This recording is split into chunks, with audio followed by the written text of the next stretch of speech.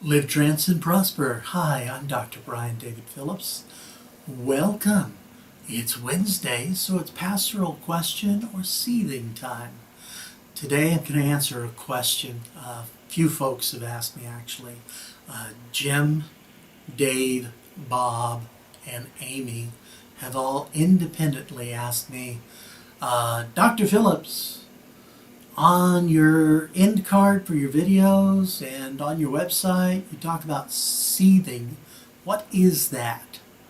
Okay, notice this pronunciation that I use, seething. Sometimes I say sathing, but the spelling is different. It looks like it should be Seiðr or Seiðr, S-E-I-D-R.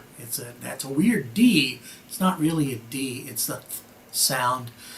This is an old Norse word. It's essentially, it means to seethe, as in you're boiling a pot. Seething is a form of channeling. Now, mediumistic channeling usually implies you're speaking to spirits, but in seething and heathenism, seething allows you to open your mind to connect to the unconscious.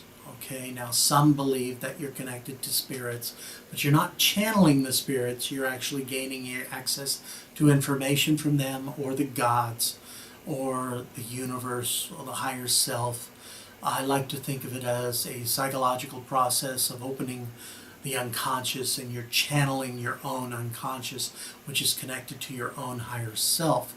But essentially it is traditionally high seat sathing is practiced with a vulva or a Volkman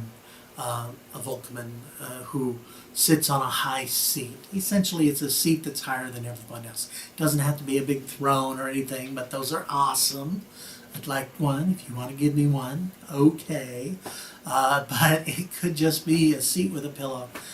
Essentially, it's in the ritual, when you're doing this form of channeling for an audience in a religious practice or a ceremony, then the ritual gives status to the person who is practicing sathing.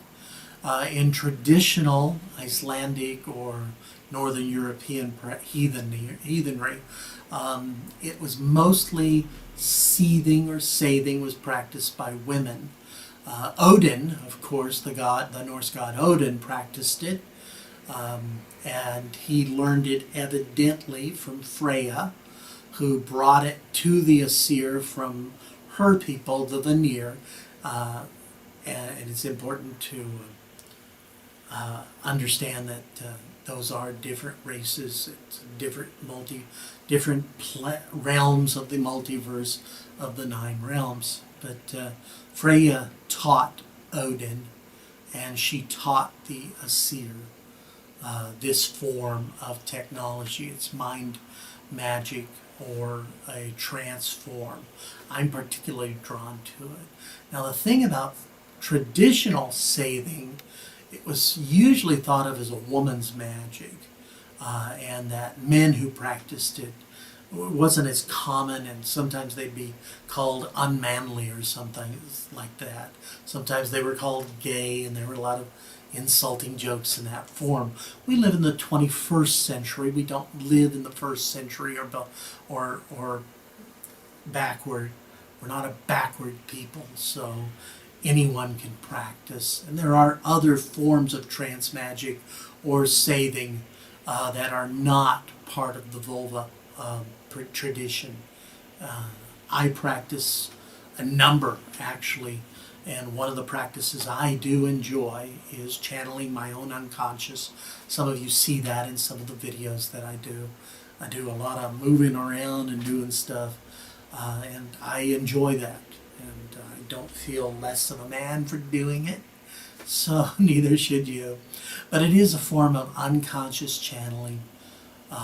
It can be a metaphor for psychological processes, or if you prefer, you're connecting to the elves or spirits or the gods. But that's sathing, and every once in a while I'll post a video of the practice itself. And sometimes I don't. That's the way it goes. I hope you found this informative and helpful. Please like the video, comment, ask questions, all you like, and be sure to subscribe to the channel. On Tuesdays, I post church news and rants, lots of rants. I love to rant, as well as pastoral questions on Wednesday.